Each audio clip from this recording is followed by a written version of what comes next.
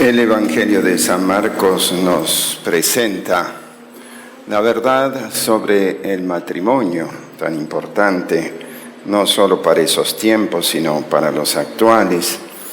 Y creo que es una verdad que está puesta hoy en tela de juicio, diríamos, pero que tenemos que aceptar lo que el Señor nos enseña si comprendemos quién es verdaderamente Jesús, legislador supremo, que viene con toda autoridad a legislar sobre la criatura, con todo poder legislativo dado por su Padre, aceptar lo que Él nos dice como niños. Una de las cosas que más nos cuesta en la actualidad es justamente aceptar las palabras del Señor, y tenemos que aceptarlo así como los niños que escuchan a Dios atentamente o que escuchan a su Padre. Debemos hacernos como niños para poder entrar al reino de los cielos, y quien no acepta las verdades de Jesús como un niño no podrá entrar en el reino de los cielos. Y esta verdad es muy importante. El Señor va dirigiéndose a Jerusalén, pasando por la Perea, y allí le aparecen estos fariseos, que serán sus interlocutores en ese momento. Pero bien dice el Evangelio que lo van a querer poner a prueba sobre esta temática, porque si el Señor decía una cosa por otra, evidentemente lo acusarían con la autoridad de Moisés. Y entonces le preguntan justamente si es lícito a un hombre divorciarse de su esposa. Pero el Señor les devuelve esta pregunta: ¿qué dijo Moisés? Y Moisés, ellos respondieron lo que había sucedido entonces, que por un acta de repudio podía dejarse de lado a una mujer. En el Deuteronomio tenemos esta legislación mosaica en el capítulo 24, donde por una temática, diríamos, de fealdad de la mujer, o porque ya no le caía muy bien al marido, podía darle el acta de repudio, de la cual surgieron dos interpretaciones en el pueblo judío. Una un poquito más liberal, la de Hillel, que era por cualquier motivo, prácticamente se podía repudiar a la mujer. Y otra de Shammai, que era un poco más rigorista, que decía que solamente se podía repudiar a la mujer en caso de adulterio. Entonces vemos cómo de esta misma ley mosaica habían como dos corrientes en el pueblo de Israel. Pero a nosotros nos interesa justamente lo que responde el Señor, que eso había autorizado, dice Moisés. Hay un motivo acá que señala el Señor. ¿Qué dice? Por la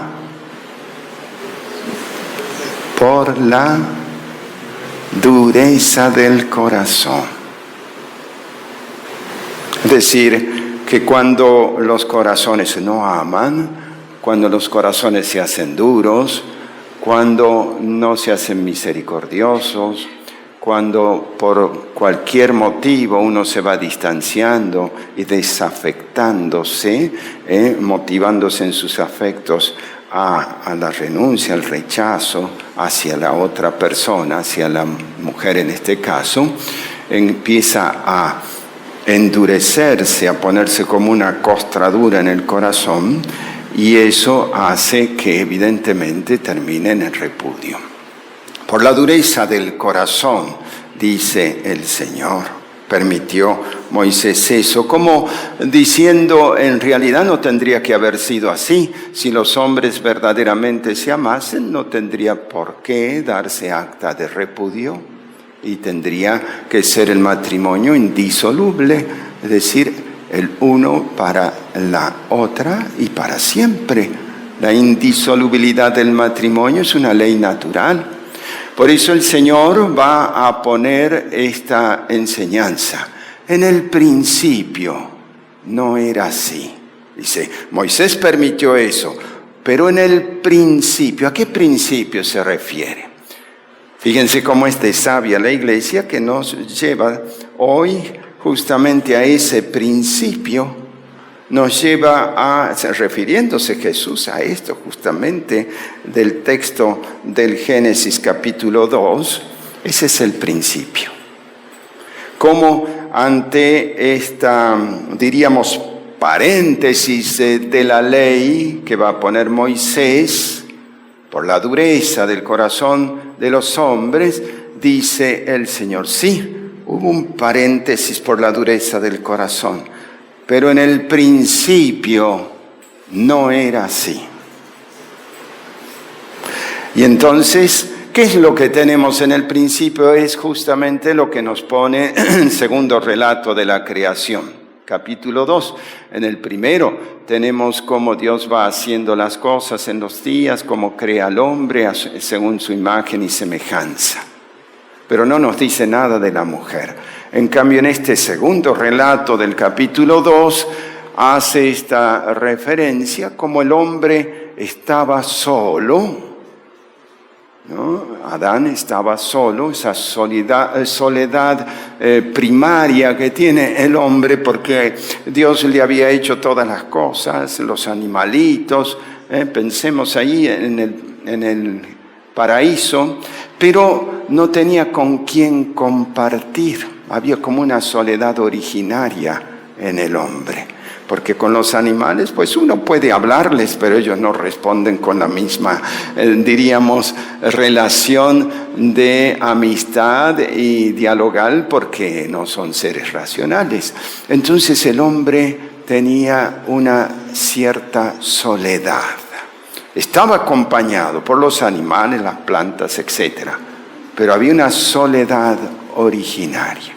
Entonces, no es bueno que el hombre esté solo, le haré una compañía adecuada, conforme a él, un ser semejante a Adán para ayudarlo. Fíjense qué importante el texto, cómo nos señala esta realidad. Es decir, un ser que sea persona racional, que pueda amar, que pueda dialogar, que pueda compartir, que pueda verdaderamente alegrar el corazón de Adán y a su vez el corazón de Adán a esa mujer. Después la llamará Adán mujer. ¿Y qué es lo que va a hacer Dios en este principio? Va a hacer caer en un letargo, en un sopor. Alguno por allí dice que es como un éxtasis, un arrobamiento de Adán, porque el que pone ese sopor es Dios. Entonces, como un sacarlo de su conciencia, lo adormece y de su costado, de su costilla, saca a la mujer. Saca a la mujer. Isha, varón y mujer los hizo, dice este segundo relato del Génesis. Varón y mujer, la mujer para ayudarlo en todo, para que sea complementario a el varón y viceversa, corpóreamente, psicológicamente, aun cuando los dos seres son verdaderamente a imagen y semejanza de Dios, seres personales, racionales, los dos, tanto el varón como la mujer, porque si no, no sería la ayuda adecuada al hombre. ¿Y qué es lo que dice en este principio al cual se refiere el Señor? Que por eso dejará el hombre a sus padres y se unirá a su mujer, y ya no serán dos, sino una sola carne. Es decir, como están conformados allí, el varón deja a sus padres para unirse con su esposa, conformar ante esa ayuda mutua para ayudarse, pero sobre todo para procrear, van a conformar una sola carne. El Señor retomará esto. Fíjense que acá hay un detalle importante. ¿Cómo, diríamos, se van a unir ese varón y esa mujer en matrimonio? Entonces, un matrimonio según la ley natural. Una mujer y un varón. Ese es el mandato de Dios, no los matrimonios raros que tenemos ahora, que no tienen nada que ver con esta realidad, ¿no? Que evidentemente están contrariando lo que es la obra del Creador. Vamos a insistir un poquito sobre eso porque eso es una realidad, diríamos, muy actual. Entonces, a ese principio se refiere el Señor. Y dice que una vez que conforman una unidad, ya no los separe el hombre porque están unidos por Dios. Acá ya va presagiando el Señor lo que va a hacer la elevación de este orden natural hacia el plano sobrenatural por el medio del sacramento del matrimonio. Sacramento del matrimonio que recibe todo bautizado va a ser una unión natural elevada al plano sobrenatural por el sacramento, y Dios pondrá las gracias a las dos partes para unirse y recibir las gracias abundantes para que no se vuelvan duros los corazones. Recibimos la gracia de Dios para que no se hagan duros los corazones, para que esa indisolubilidad camine de la mano de Dios como debe de ser.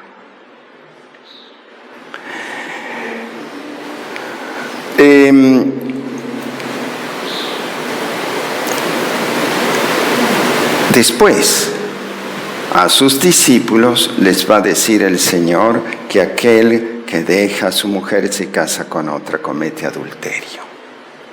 Bueno, supongamos que los interlocutores del Señor ya no son los fariseos, sino que es el mundo actual. El mundo actual se plantea cosas peores todavía que el simple divorcio, ¿no? Si el mundo actual, el hombre moderno, se fuese y lo tuviese a Jesús, le preguntarían hoy, ¿y es lícito, Jesús, que un varón se case con un varón y una mujer se case con una mujer? Es decir, ya estamos mucho más allá de una, diríamos, moral matrimonial, sino que estamos poniendo en duda la intrínseca realidad del ser personal del hombre y de la mujer. No es solo una actuación en el orden de la unión matrimonial, sino en la naturaleza del ser varón y del ser mujer. Me parece que eso es mucho más grave todavía, porque eso es lo que se plantea hoy el hombre contemporáneo. ¿Por qué no puede ser que se case un varón con un varón y una mujer con una mujer? Pues también responde en la Escritura misma a esta situación el mismo San Pablo, que refiere en la carta a los romanos que los hombres pusieron presa la verdad con la injusticia, en el capítulo 1 de la carta a los romanos, y por falta de adoración y de culto a Dios se volvieron estúpidos. Dice el texto así. Es decir, se volvieron irracionales. Al no adorar a Dios, no se comprendieron a sí mismos. Al no dar culto a Dios, pusieron entre paréntesis la verdad sobre su propia realidad, dejando el uso natural, el hombre de una mujer, para volcarse al hombre, y también la mujer para volcarse a la mujer. volviéndose irracionales, podríamos decir. Es fuerte la palabra estúpido, pero así lo pone San Pablo. Es decir, aprisionar la verdad de esta realidad del matrimonio con la injusticia y a causa de no ser obedientes a Dios, vamos por malos caminos. Ustedes saben que esta fue una de las temáticas últimas que por todos los medios de comunicación aparecen y están tratando de concientizar a toda la gente que es válido un matrimonio gay. Y eso es imposible, es contrariar la natural, no solo contrariar a Dios, contrariar la naturaleza del hombre. ¿Por qué? El hombre no es complementario del hombre, ni siquiera psicológicamente, ni tampoco sexuadamente, y tampoco la mujer. Con respecto a la mujer, podríamos decir, pueden ser amigos, pero no unidos en matrimonio para realizar ese emblema matrimonial, diríamos, de ser una sola carne, como se explicita aquí en el principio, según la verdad definida por Dios. Pues nunca podrán ser una ayuda adecuada uno para el otro, amén de una conciencia, diríamos, que no se soporta a sí misma, porque eso se sabe que no está bien, por más que traten de ofuscar la conciencia, se sabe, y por más que se quiera convencer a todo el mundo de que eso es normal, no es así, no es normal. Pues entonces acá, si los interlocutores no fuesen los fariseos, sino el hombre moderno, encontrarían también la respuesta en Dios. Lo que pasa, y con esto concluyo, que nos falta esa pequeñez para recibir las enseñanzas del Señor. Nos falta el temor de Dios, nos falta la humildad para sabernos que el hombre no se conoce a sí mismo verdaderamente, sino desde Dios. Y que cuando se revela Dios en la Biblia, revela también quién es el hombre para sí mismo y en orden a Dios.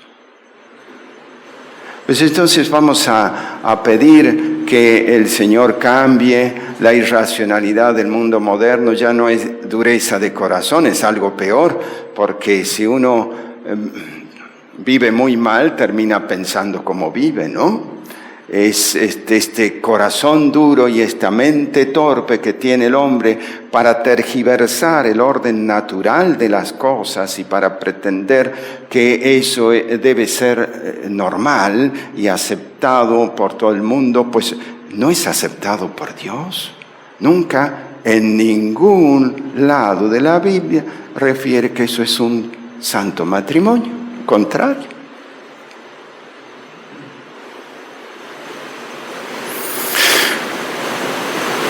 Fíjense en lo que son las cosas tan hermosas. Jesús durmió en la cruz como nuevo Adán y de su costado se sacó la nueva Eva, que es su esposa, la iglesia. Y podríamos referir que la iglesia dice de Jesús, este sí que es hueso de mis huesos y carne de mi carne.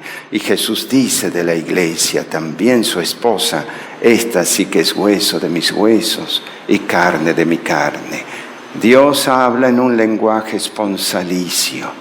Dios nos habla a través de Jesús como el esposo que viene a sanar a la esposa, a darle luces a la esposa para comprender realmente quién es el esposo y para sanar ese corazón que nos cuesta sanarlo porque muchas veces es indómito por el pecado original y quiere hacer sus propios deseos y los deseos de la carne. Entonces Jesús tiene todo lo necesario para sanar el corazón. Pues nuestro deseo en el día de hoy es que todos los matrimonios se mantengan en unidad. Es una propiedad magnífica del matrimonio cristiano, ya natural, pero más del matrimonio cristiano. Jesús quiere que el matrimonio sea indisoluble. Y Dios, Jesús, da las gracias necesarias, fundamentalmente a través de la Eucaristía, donde está el esposo que se entrega por la esposa, da las gracias para que esa realidad verdaderamente sea así hasta que la muerte los separe. Para la Iglesia no hay divorcio. Y ustedes me preguntarán, pero ¿y cuando la Iglesia permite que se separen y se vuelvan a casar? Lo que se demuestra allí no es un divorcio, sino que el matrimonio es nulo, que es otra cosa. Es decir, se va al principio de cómo se comprometieron esos cónyuges en matrimonio y si hay vicios en ese consentimiento, entonces se determina que el matrimonio nunca fue, que es nulo, que es otra cosa. Entonces, la Iglesia no brinda el divorcio. La Iglesia demuestra que hay nulidad matrimonial, que es otra cosa.